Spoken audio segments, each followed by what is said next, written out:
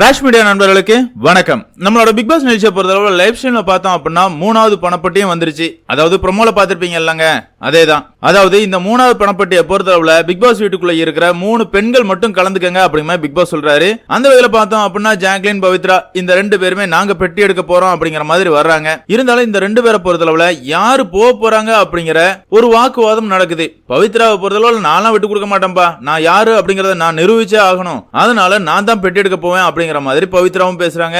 Jacqueline பொறுத்தளவுல எனக்கும் இந்த வாய்ப்பு ரொம்பவே முக்கியம், நான் யாரு அப்படிங்கறத நானும் நிரூபிக்கணும், நான் தான் போவேன் அப்படிங்கிற மாதிரி அவங்களும் வாக்குவாதம் பண்ணிட்டு இருக்காங்க. கடைசியா பார்த்தோம் அப்படின்னா ஜாக்லின் வந்து விட்டு கொடுக்குறாங்க. சரி பவித்ரா நீயே போயிட்டு வா அப்படின்னு சொல்லிடுறாங்க. பவித்ராவும் டாஸ்க்கு ரெடி ஆறாங்க. இந்த இடத்துல முத்துக்குமரன், ரயான் 2 பேரையுமே பாராட்டலாம் அப்படின்னு சொல்லலாம். ஆமாங்க, அவங்க 2 பேரை பொறுத்தளவுல பவித்ராவை ட்ரெயின் பண்றாங்க. இது பாக்குறதுக்கு ரொம்பவே ஹெல்த்தியா இருந்துச்சு. என்னதான் பவித்ராவை பொறுத்தளவுல அவங்களோட போட்டியாளராக இருந்தாலும் இந்த இடத்துல பவித்ராவுக்கு ரயான், முத்துக்குமரன் இவங்க உதவி பண்ணது பாக்குறதுக்கு அழகா இருந்துச்சு. டாஸ்க்கும் தொடங்குதுங்க. பவித்ராவை பொறுத்தவரை தெரிக்க விட்டாங்க அப்படின்னு சொல்லலாம். ஆமாங்க, பவித்ராலாம் ஃபைனல் வீக்குக்கு தகுதி இல்லாத ஒரு போட்டியாளர் அப்படிங்கறத நானே பதிவு பண்ணிருக்கேன். அதே நேரத்துல பவித்ரா டாஸ்க்னு வந்துட்டா வேற லெவல்ல விளையாடுறாங்க அப்படின்னே சொல்லலாம். இந்த டாஸ்கையும் அவங்க கம்ப்ளீட் பண்ணிடுறாங்க. ஆனா அவங்களோட வெற்றியை பிக் பாஸ் வீட்ல இருக்கிற எல்லாருமே கொண்டாடுறாங்க. ஆனா ஒரு ஆளுக்கு மட்டும் வருத்தம் தாங்க முடியல. யாருங்க? ஜாக்லின் தான். நம்ம போயிருந்தா நம்மள எல்லாரும் பெருமையா பேசிருப்பாங்களே அப்படிங்கிற மாதிரி அவங்க ஒரு ஓரமா உட்கார்ந்து அழுதுகிட்டு இருக்காங்க.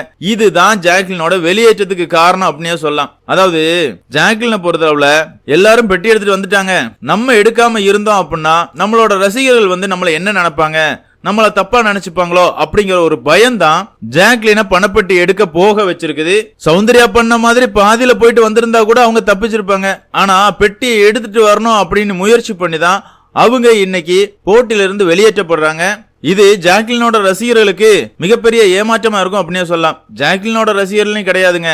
இந்த சீசனை பொறுத்தளவுல தீபக், மஞ்சரி இவங்க எல்லாருமே எவிட்டான பிறகு ரன்னரா யாரு வரப்போறாங்க அப்படிங்கிற கேள்வி நமக்குள்ள இருந்துச்சு. நம்மளை பொறுத்தளவுல முத்து டைட்டில் வின்னராகவும் ஜாக்லின் ரன்னராகவும் வருவாங்க அப்படிங்கறதான் எதிர்பார்ப்பா இருந்துச்சு. இருந்தாலும் ஜாக்லின் இப்ப வெளியேறி இருக்கிறதுனால மாமா டிவியை பொறுத்தளவுல விஷால ரன்னராக்க போறானுங்களா இல்லனா சௌந்தர்யாவை ரன்னர் ஆக்க போறானுங்களா அப்படிங்கறதெல்லாம் நம்ம பொறுத்திருந்தா பார்த்தாகணும். என்னதான் இருந்தாலும் இந்த பணப்பட்டி டாஸ்க்ல 3வது ரவுண்ட்ல பவித்ரா மாஸ் பண்ணிட்டாங்க அப்படின்னு சொல்லலாம். பிக் பாஸ் சீரியலான உங்களை பொறுத்தளவுல லைவ் ஸ்ட்ரீம்ல ஜாக்லின் பண்றதெல்லாம் பாத்தீங்க அப்படின்னா அவங்க எதுக்காக ஃபீல் பண்றாங்க நீங்க நினைக்கிறீங்க அப்படிங்கிற உங்களோட கருத்துக்களை மறக்காம கமெண்ட்ல மென்ஷன் பண்ணுங்க.